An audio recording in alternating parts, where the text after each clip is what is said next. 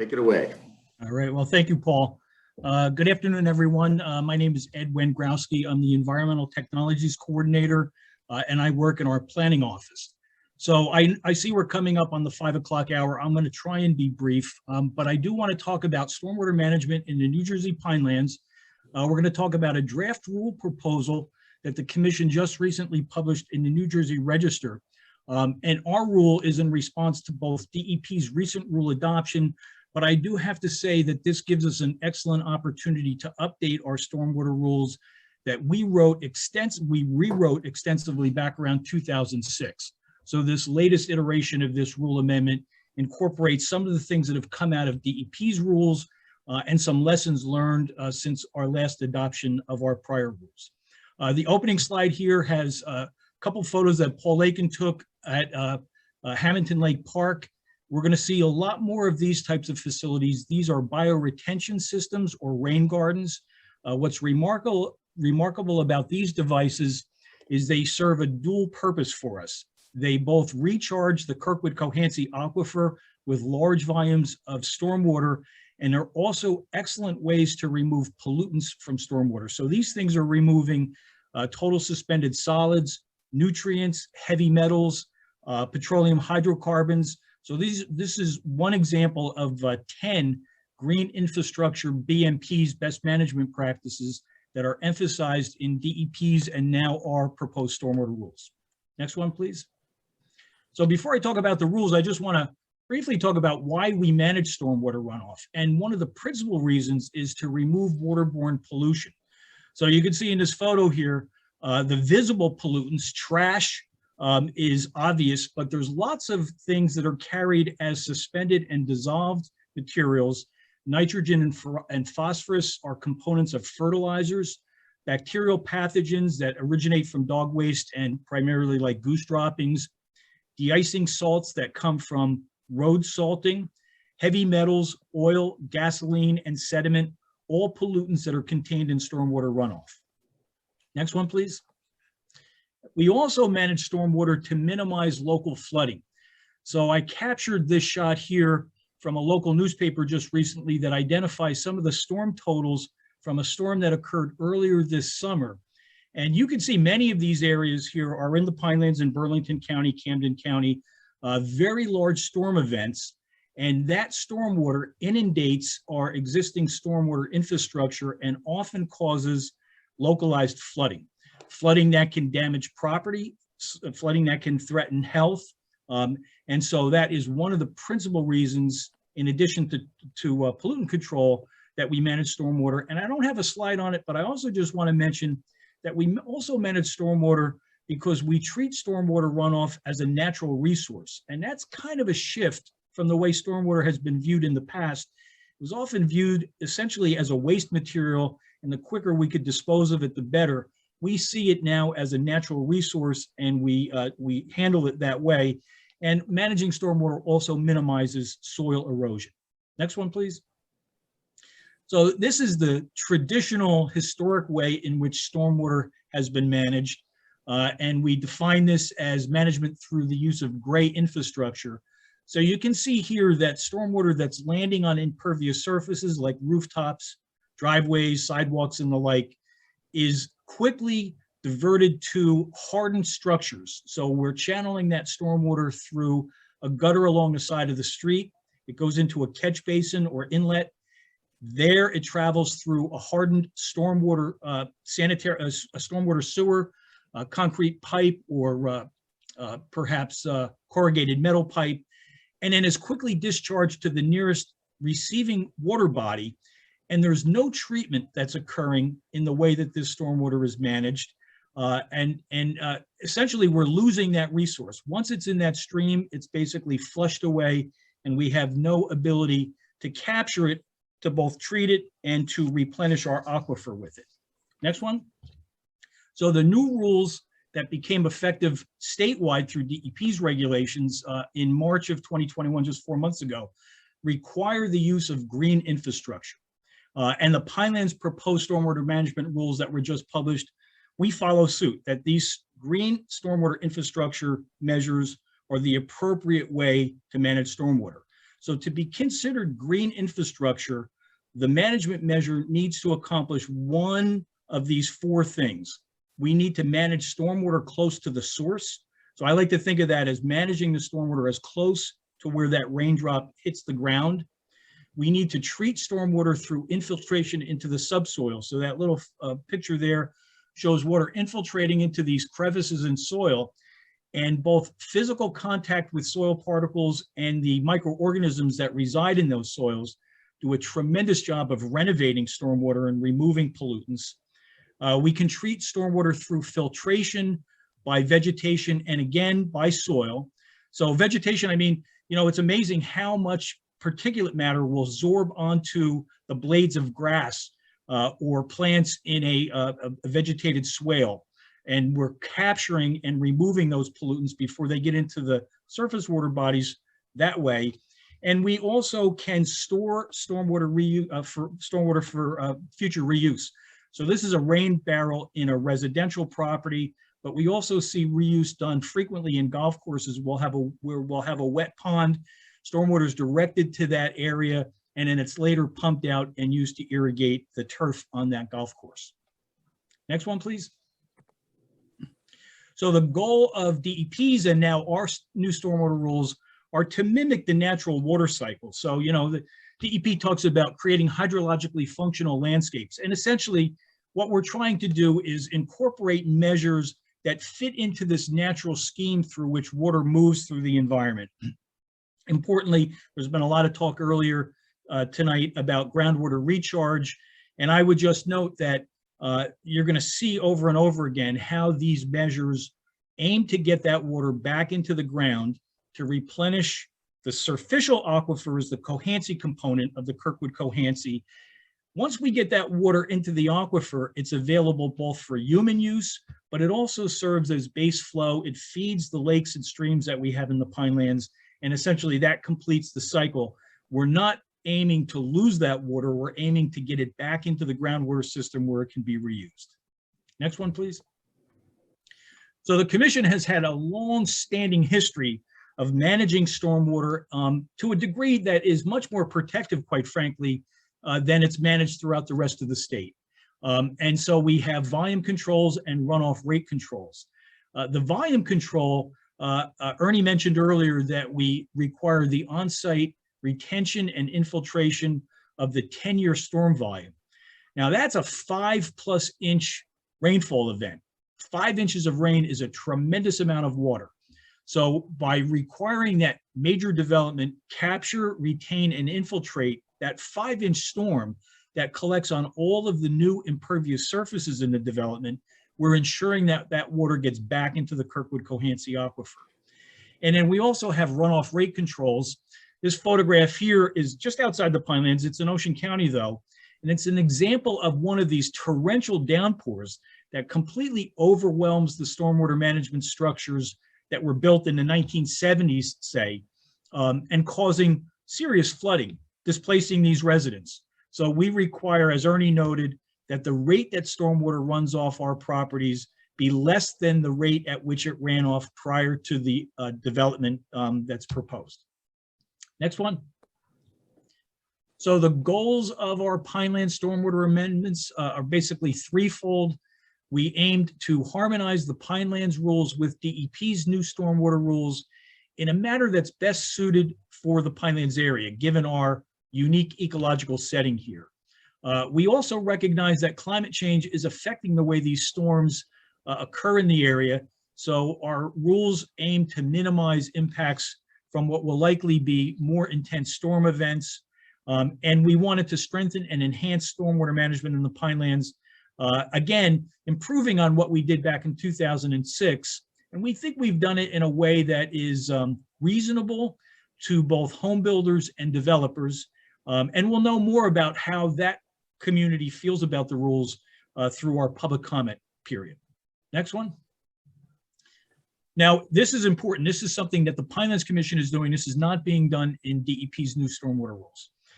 We've decided that it's important for all minor development, all minor residential development in the Pinelands to manage its stormwater. So we've got a new proposed requirement For minor development, so this would even be a single family home, will need to retain and infiltrate what is essentially clean stormwater that lands on the roof of the structure, and to recharge that volume of water back into the Kirkwood-Cohansey using green infrastructure. So I've got examples here of how dry wells will collect that water from a rooftop, get it back into the ground. Pervious paving systems might be used in driveways and sidewalks around the house. And you can see how water pours right through that porous pavement and would recharge the soil beneath that pavement. And these small-scale bioretention systems where we can direct that stormwater into these small depressions on the property and let it seep back into the ground to recharge the aquifer. Next. And we're also going to require minor non-residential development, at least some of it, to also manage its stormwater. So this is, again, this is new, and this is not something that's being done at the statewide level. We're proposing to require the on-site treatment, infiltration, and recharge of stormwater generated from new motor vehicle surfaces. So that would be interior roads and parking lots from what DEP defines as the water quality storm. So this is not a 5-inch storm. This is not the 10-year storm. This is a much smaller storm volume, 1 1/4 inch, coming off these regulated motor vehicle surfaces. And that water quality storm essentially represents what's often referred to as the first flush. So in that first inch or so of rain, you get the majority of pollutants washing off those paved surfaces. So we want to capture that rainwater and run it through, in this case, a small scale infiltration basin to remove the heavy metals, the petroleum hydrocarbons, the particulates that are on that roadway, recharge the aquifer, but manage stormwater from even these minor non-residential development projects. Next. We've also incorporated a stricter and better defined standard to remove nitrogen from stormwater. One of our callers earlier asked about controlling invasive species. And one of the reasons that we have problems with invasive species in the Pinelands, other than the fact that people introduce them, is that when we alter the natural chemistry of our water, we encourage the invasion of these species that can outcompete our natural species. Now, DEP has long required that nitrogen be removed to the maximum extent practicable. We looked at that standard. We've worked with that standard in the past. It's virtually impossible for the design community to know that they've achieved it and for our reviewers to know that it's been achieved. So we looked at the method by which we remove nitrogen from stormwater and realized that you can combine 2 standard green infrastructure BMPs in series like I'm showing here, and you'll calculate that you're getting 65% of that nitrogen out of the system. So here we're collecting water from a permanent lawn or turf area. It's being directed into that center slide, which is a vegetated swale. The nutrients are being taken up by that plant community in the swale. And then ultimately we're recharging the aquifer through discharging that pre-treated stormwater into a small scale infiltration basin. And again, this protects our surface water bodies from algal blooms, low dissolved oxygen levels, and those invasive species that move in and take advantage of altered water chemistry in developed areas. Next one. So in the rule, we do have provisions, as does DEP, for exceptions to meeting those on-site standards. This slide is labeled exceptions and mitigation. I'm going to talk about mitigation in a moment. But if the stormwater management standards can't be met on site, and those are DEP standards, they can be essentially granted a variance by the municipality if we're dealing with private development, or you can seek a exception from the Pinelands Commission for private development. Now, I will say that there's nothing in the rule that compels the municipality or the Pinelands Commission to grant an exception or a variance. But the mechanism does exist that an applicant can propose one, and if the governing body thinks it's appropriate, can grant it. Next one.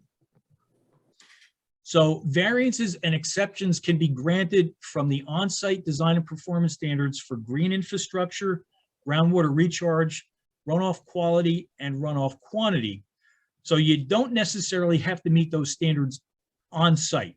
You can get an exception or a variance, but you have to mitigate, and I'll talk about that in a moment. Now, there's no decrease in the total volume of stormwater required to be infiltrated. So if you can't infiltrate all your stormwater on site, you're going to have to make up that deficit by infiltrating an equal volume of stormwater off-site that you would have otherwise needed to infiltrate on-site. No variance or exception will be granted from the CMP's longstanding prohibition on the direct discharge of stormwater runoff to wetlands, wetlands buffers, or surface water bodies. There's no granting of a variance from that. Next one. So this is where we talk about mitigation. So if a variance or exception is approved, off-site mitigation needs to be identified, reviewed, and if appropriate, approved by the appropriate governing body simultaneously. So they basically have to come in as a package. You can't meet it on site, so you have to propose mitigation at the same time. These mitigation or offsets need to occur within the same Hydrologic Unit Code 14. That's a relatively small drainage area defined by USGS. And if it can't be met as close to the site as possible, like would be the case in a HUC 14, we would allow for the mitigation to occur in the larger HUC 11 drainage area if it was found to be appropriate. All these mitigation projects need to occur within the Pinelands area boundaries, and the same requirement for mitigation will apply to both public development and private development. Next. So I'm getting to the home stretch here. So the summary of the provisions of the draft amendments will require green infrastructure be used in managing stormwater on all development projects, extend stormwater management requirements to minor residential, that's clean water from rooftops, and some minor non-residential. So again, that's regulated motor vehicle surfaces. Those are new, and DEP was encouraged to see us adopting those as components of our rule. Add specific percent removal standards, 65% for nitrogen. I think DEP too, they were very supportive of these revisions. It gives us a way to see that we're really attaining numerical reductions. And the new rules clarify the standards for variances, exceptions, and mitigation. Next one. So in summary, the current CMP does exceed DEP's stormwater management provisions by requiring greater volume recharge requirement. We require that 10-year storm to be infiltrated. We prohibit discharging stormwater to wetlands and streams for water quality protection purposes. We require special treatment of runoff from what are called high pollutant load areas. So this might be a garden center that's got fertilizers stored that are subject to rainfall, where we know they're going to have high pollutant in that water, and we require multiple measures to get to 90% removal before that stormwater can be recharged. Our rules since 2006, and DEP's caught up with this, really put an emphasis on soil testing, because when you're trying to get water back into the aquifer, the characteristics of the soil on site need to be closely evaluated and incorporated in the design. And we require as-built certifications to make sure that what was approved on paper got built in the field when the project is done. And no outright exceptions to any of the stormwater standards. So they can be mitigated but never waived. And then again, stormwater management will be required for more development, all minor residential development and some minor non-residential development, more stringent standards for off-site recharge of stormwater, and again, that more stringent standard for nitrogen removal. And this is I think, my second to the last slide. So this is our schedule, next steps. You can see that the proposed rule amendment was published in the New Jersey Register early last week. Our public hearing is scheduled for September 1st. The end of the 60-day comment period closes on September 17th. I would encourage all of those on this meeting and perhaps your consulting engineers to look at what we've proposed and to share your comments with us. And then the rest of the steps are identified there.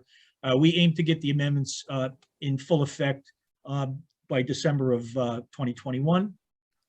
Next one.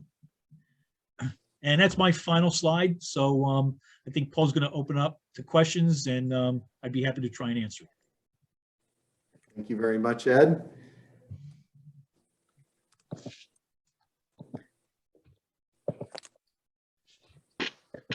Okay, we're going to open this up for questions.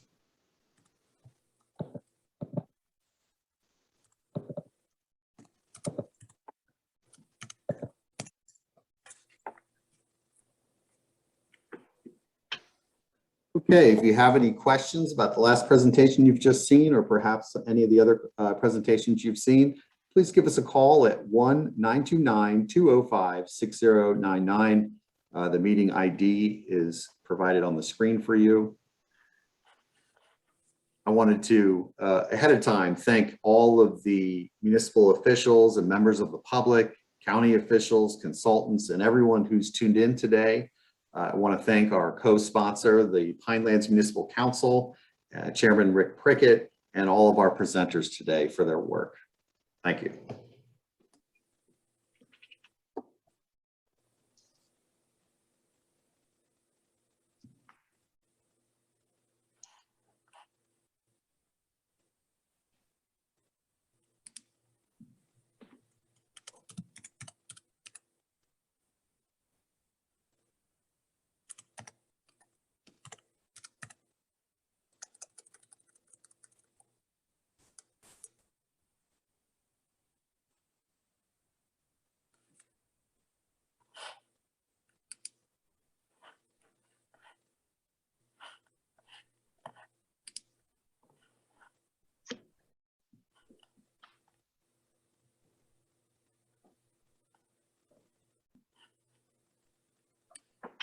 Okay, last call. If you have any questions, please call the number on the screen and we'll see what we can do to answer your questions.